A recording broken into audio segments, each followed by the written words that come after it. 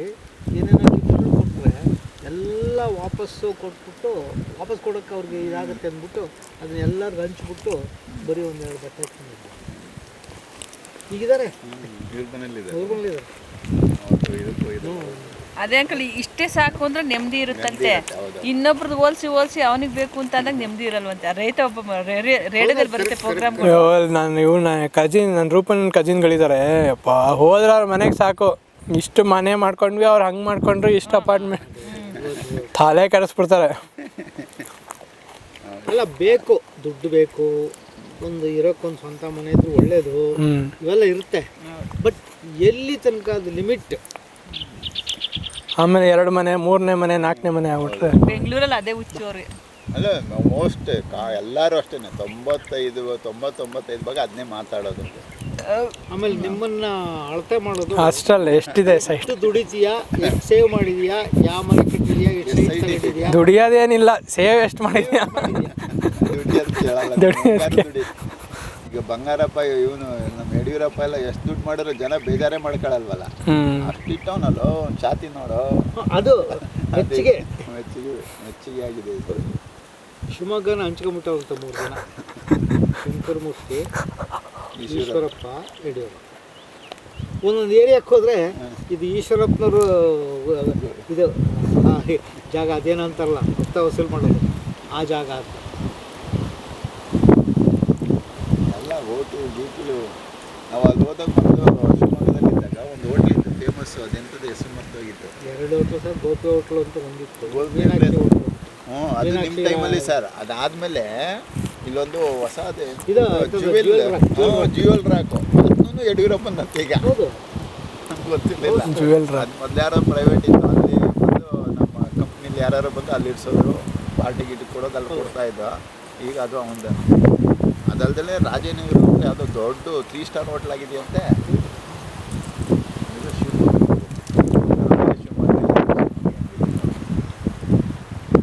ಕೃಷ್ಣಮೂರ್ತಿ ಇದಾನಲ್ಲ, 6 ಗಂಟೆ ಬಸ್ ಹೋಗ್ತೀವಿ, ರೈಲ್ ಹತ್ತಿ ಬೆಳಿಗ್ಗೆ 11 ಗಂಟೆ ಹೋಗ್ತಾ ಸಾಯಂಕಾಲ 5 ಗಂಟೆಗೆ ಒಂದು ಟ್ರೈನ್ ಇದೆ, 4:45. ಸುತ್ತಮುತ್ತ ಜಾಗವಲ್ಲ ಅಂದರೆ ನೀವು ಅಲ್ಲಿ ಅಲ್ಲೇ ನೋಡಿದ್ರೆ ಶಿವಮೊಗ್ಗಕ್ಕೆ ಹೋಗ್ಬೇಕು ನೋಡಿದ್ರೆ ಮತ್ತೆ ಜಾಗ ಬರೀ ಶಿವಮೊಗ್ಗ ಆದರೆ ಮಾಡ್ಬೋದು. ಅವಾಗ ಯಾವಾಗ ಫಸ್ಟ್ ರೈಲಲ್ಲಿ ಹೋದ್ವಲ್ಲ ಅಂಕಲ್, ಇದಕ್ಕೆ ಹೋಗೋಣಾಗ ಇದು ಆ ಜಾಗ, ಇದು ಈ ಜಾಗ, ಈ ಜಾಗ ಅಂದ್ಕೊಂಡು ರೈಲಲ್ಲೇ. ಈಗ ಇಂಡಿಯನ್ ಕೋರ್ಸ್ ಅವ್ರ ಜಾಗ ಅಂತ ಹೇಳಿದ್ದೀನಿ. ಎಲ್ಲಿ ಹೇಳಿದ್ರಿ sir? Sir Chunchanagiri, Adichunchanagiri, Kibbanahalli cross ದಾಟಿದ ತಕ್ಷಣ ಹುಳಿಯಾರು, ತುರುವೇಕೆರೆ, ಹುಳಿಯಾರು, ಚಿಕ್ಕನಾಯಕನಹಳ್ಳಿ ಹಿಂಗೆಲ್ಲ ಬರ್ತಲ್ಲ, ಆ ಬೆಲ್ಟಲ್ಲಿ ಫಾರೆಸ್ಟ್ ಇದೆ. ಆ ಕಡೆ ಕೊನೆಗೆ ಹಿರಿಯೂರು ಬರ್ತಾ ಈ ಲಿಂಡು ಬಿಲ್ಲಲ್ಲಿ ಹಾಕ್ಬಿಟ್ಟವ್ರೆ. ಆ ಕಡೆ ನೆನ್ನೆಯನ್ನು ಟೀ ಟೈಮಲ್ಲಿ ಮಾತಾಡೋದು ಅಂದರೆ ಇವರೆಲ್ಲ ಮಾತಾಡ್ತಾರಲ್ಲ ಟೀ ಟೈಮಲ್ಲಿ, ಇನ್ಯಾರು ಹೊಂದ್ಕೊಳಕ್ಕಾಗಲ್ಲ ಟೀ. ಅದಕ್ಕೆ ಇವರೆಲ್ಲ ಒಬ್ಬರ ಮನೆ ಕಳಿಸ್ತಾರಂತೆ, ಫ್ಲಾಟ್.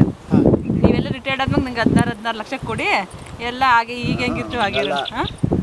ಈಗಲೇ ಎಲ್ಲ ಇನ್ವೆಸ್ಟ್ ಮಾಡೋದು. ಈಗಲೇನಾ?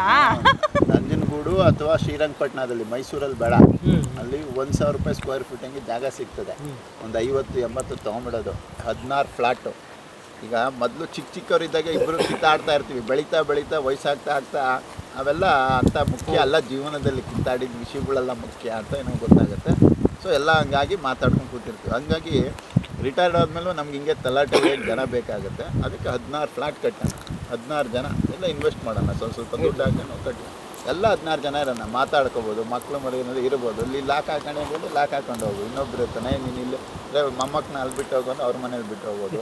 ಕೆಳಗಡೆ ಗಪ್ಪ ಹೊಡಿಯೋಕೆ ಮಾತ್ರ ನೀಟಾಗಿ ಜಾಗ, ಕೆಳಗಡೆ ದಿನ ಒಬ್ಬಂತಲ್ಲೇ ಮಾತಾಡೋಕ್ಕಲ್ಲ, 2-3 ಬ್ಯಾಚ್ ಮಾಡ್ಕೊಳ್ಳೋದು. ನಿಮ್ಮ ಟೈಮ್ ಇದು ವೆಂಕಟೇಶ ಮೇಲಿರ್ತಾನೆ, ನಮ್ಮಲ್ಲಿ ಒಬ್ಬವನ್ನು ಮಾತಾಡ್ತಿರ್ತಾನೆ, ಪಬ್ಲಿಕ್ ಟಿವಿ ತಮ್ಮ ಮೇಲ್ಗಡೆ ಅವನು ಕೊಟ್ಬಿಡೋಣ, ಅವನು ಅಲ್ಲಿರ್ತಾನೆ. ಅವನ ಸೆಷನ್ ಬೆಳಿಗ್ಗೆ, ನಮ್ಮ ಸೆಷನ್ ಸಾಯಂಕಾಲ. ಆಯ್ತಪ್ಪ ಅಂತ ನಾವು ಒಂದು ಹೆಸರು ಕೊಟ್ಬಿಟ್ಟ. ಅವನು ಬೆಂಗಳೂರಲ್ಲಿ ಹಂಗೆ ಮಾಡಿದ್ದಾನೆ. ಬನ್ನೇರುಘಟ್ಟದಲ್ಲಿ ಅವ್ರದ್ದೊಂದು ಜಾಗ ಇತ್ತು, ಒಂದು 35-55 ಸೈಜ್. ಮಾರಿದರೆ ಸಖತ್ ದುಡ್ಡು ಬರೋದು, ಕೋಟಿಗಟ್ಟಲೆ ಓಡುತ್ತೆ ಜಾಗ. ಈಗ ಫುಲ್ ಇವರು ಎಲೆಕ್ಟ್ರಾನಿಕ್ ಇವರು ಸಾಫ್ಟ್ವೇರ್ ಅವರು ಜಾಗ. ಇವನೇನು ಮಾಡಿದ್ರು ಸ್ವಲ್ಪ ದೊಡ್ಡ ತಲೆ, ನೀವು ನೋಡಿ ತಮ್ಮದಿರಿಗೆಲ್ಲ ಹೇಳ್ದ ಹಂಗೆಲ್ಲ ಆಗಲ್ಲ, ಮಾರಿದ್ರೆ ಕೊಂಡ್ಕೊಳ್ಳೋಕ್ಕಲ್ಲ ಬೆಂಗಳೂರಲ್ಲಿ, ಎಲ್ಲ ಹಳೇದು ಬಡಿಸ್ಬಿಡೋಣ, ಫ್ಲಾಟ್ ಕಟ್ಸೋಣ, ಒಬ್ಬೊಬ್ರಿಗೆ ಒಂದೊಂದು ಮನೆ ಇಂಡಿಪೆಂಡೆಂಟಾಗಿ ಮಾಡೋಣ, ಎಲ್ಲ ಒಟ್ಟಿಗೆ ವರ್ಷಕ್ಕೆ ಒಂದು ಹಬ್ಬದಲ್ಲಿ ಒಂದೊಂದು ಹಬ್ಬಕ್ಕೆ ಸೇರ್ಕೊಳ್ಳೋಣ ಅಂತ ಮಾಡಿ 5-6 ಫ್ಲಾಟ್ ಮಾಡಿದ್ದಾರೆ. ಮಾಡಿಬಿಟ್ಟು ಎಲ್ಲರೂ ಒಂದೊಂದು ಫ್ಲಾಟಲ್ಲಿ ಈಗ ಎಲ್ಲರೂ ಇನ್ವೆಸ್ಟ್ ಮಾಡಿದ್ದಾರೆ. ಎಲ್ಲ ಅಂದರೆ ತುಂಬ ಹೈ ಲೆವೆಲಲ್ಲಿ ಯಾರೋ ಒಬ್ಬ ಇದ್ದಾನೆ, ಮಿಕ್ಕವರೆಲ್ಲ ಸಣ್ಣ ಹಿಂಗೆ ಗೌರ್ಮೆಂಟ್ ಕೆಲಸ. ಸೊ 5 ಫ್ಲಾಟ್ ಇವನು ಒಂದು ಸಣ್ಣ ರೂಮ್ ಮಾಡ್ಕೊಂಡಿದ್ದಾನೆ, ಅಲ್ಲಿ ಹೋಗಿ ಉಳ್ಕೋತಾನೆ, ಬೇರೆ ಮನೆಗೆ ಬಾಡಿಗೆ ಕೊಡ್ತಾನೆ, ಎಲ್ಲ ಒಟ್ಟಿಗೆ ರೇಟ್.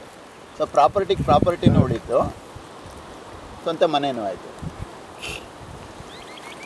ಅವನು ಐಡಿಯಾ ಭಾರಿ ತಲೆಗಾರ ಒಬ್ಬ ನಮ್ಮಲ್ಲಿ.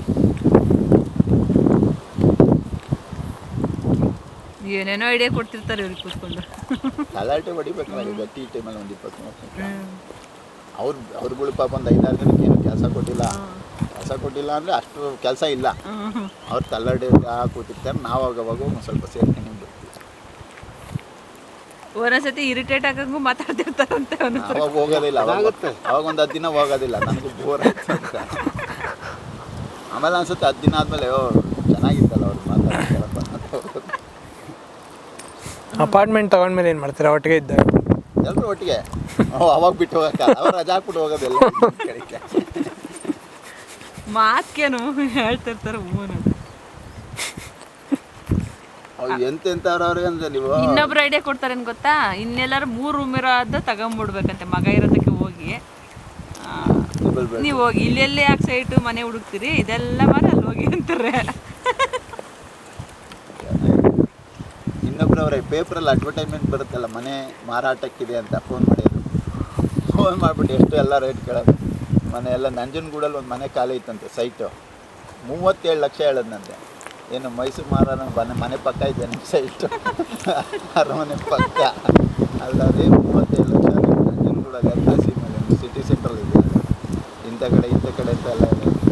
ಅಲ್ಲೆಲ್ಲ ಇಷ್ಟು ಕೊಡೋದಿಲ್ಲ. ನನ್ನ ಮನೆ ನೋಡೋಕೆ ಬರ್ಬೋದು, ಸೋಮವಾರ ಬನ್ನಿ ಅಂದರೆ ರಜಾ ಹಾಕೆಲ್ಲ ಬರೋಕ್ಕಾಗಲ್ಲ, ನೀವು ಇರೋ ಇವತ್ತು ಬರ್ತೀನಿ ನಾನು ಅಂತ ಅವನಿಗೆ ತವಾಯಿಸೋದಿಲ್ಲ.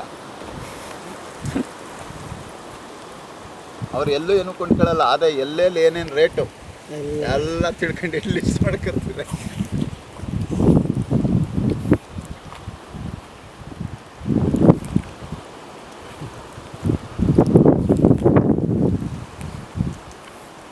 ಇನ್ನು ಕೆಲವ್ರಿಗೆ ದುಡ್ಡು ಏನು ಮಾಡ್ತೀರಾ, ಹಿಂಗೆ ದೇಶ ನೋಡೋಕೆ ಹೋಗ್ಬೇಕು ಅಂದ್ರೆ ಹೆಂಡತಿ ಮಕ್ಕಳನ್ನೆಲ್ಲ ಬಿಟ್ಬಿಟ್ಟು ಒಂದು 8-9 ಜನ ಬುಕ್ ಮಾಡ್ಕೊಂಡು ಹೋಗ್ತಾರೆ. ಬೇರೆ ಬೇರೆ ದೇಶ ನೋಡಿ ಶುರು ಮಾಡಿ ಈಗ ಅದೊಂದು ಶುರು ಮಾಡಿಬಿಟ್ಟಿದ್ದಾರೆ. ಅಮೆರಿಕಾಗೂ ಹೋಗಿದ್ರು ಮೊನ್ನೆ ದಿವಸ, ಇದಕ್ಕೆ ಹೋಗಿ ಬಂದರು, ಅದು ಅಂಕುರ್ ವಾಟ್. ಅವ್ರಿಗೆ ನೋಡೋಕೆ ಆಸೆ ಇತ್ತಂತೆ ಒಬ್ಬನಿಗೆ. ಎಲ್ಲನೂ ಹುರಿದಂಬಿಸ್ದ, ಎಲ್ಲ ಮನೆ ಹೋಗಿ 80-85 ಸಾವಿರ ಕೊಟ್ಟು ಅಂಕುರ್ ವಾಟು. ಅಲ್ಲಿ ಯಾವುದೋ ಒಂದು ಸ್ಮಾಲ್ ಜಾಗ ಇದೆ ಅಂತೆ ಟ್ರೆಕ್ಕಿಂಗ್, ಅಲ್ಲೇನೇ ಇದೆ ಒಂದು ಇಂಪಾರ್ಟೆಂಟ್ ಪ್ಲೇಸಸ್. ಆಶ್ಚರ್ಯ ಆಯಿತು ನನಗೆ, ಆ ಫೋಟೋ ಹಾಕಿದ್ದು ಅಂಕುರ್ ವಾಟ್ದು. ಪಾಪ ನನಗೂ ಹೇಳ್ದೆ ಬಾ ಅಂತ. ನಾವು ಹೋದ್ರೆ ಗಂಡ ಹೆಂಡ್ತಿ ಹೋಗೋದು, ಒಬ್ಬರೇ ಹೋಗಲ್ಲ. ಬಾ ನೀನು ಅಂದ. ಹಂಗೆ ಹೋಗೋದ್ರೆ ನಾವೇ ಹೋಗ್ತೀವಿ ಕಾಸು ಹಾಕೋಣ. ಇದು ಗುಂಪಲ್ಲಿ ಹೋದಂಗೆ ಆಗುತ್ತಾ ಸಾಮಾನು. ಅಂಕೋರ್ ವಾಟ್ ಅದೇ ಇದರಲ್ಲಿ ಕಾಂಬೋಡಿಯಾ ಅಂತ ಜಂಗಲ್ ಬುಕ್ಕಲ್ಲಿ ಕೋತಿಗಳು ಆಡ್ತಾವಲ್ಲ ಆ ಜಾಗ.